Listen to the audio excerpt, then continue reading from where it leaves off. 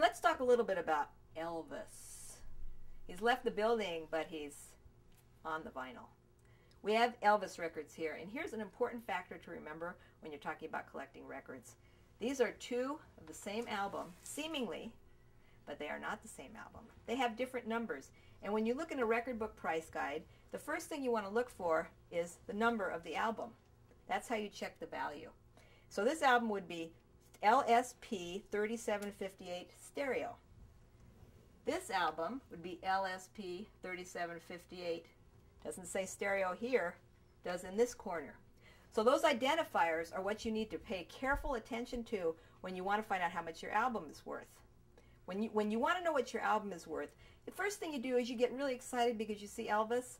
So everybody thinks, I can't tell you how many times I've heard this, I bet you this Elvis album is worth very much money, you know, a lot of money. And I'm thinking, no.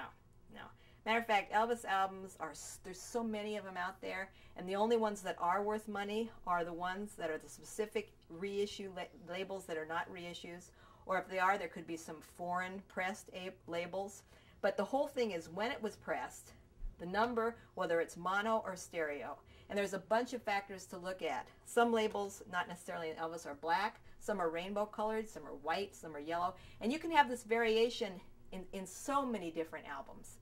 So you really need to pay careful attention and not get too excited when you see an Elvis album, because you may have one that's worth, like probably this one or this one, $3 to $5. There could be one out there in a first issue, could be worth $100. But as in everything, see the condition of this record? Incredible. No scratches. Buy Elvis if it's an older pressing. Buy a record guide to find out.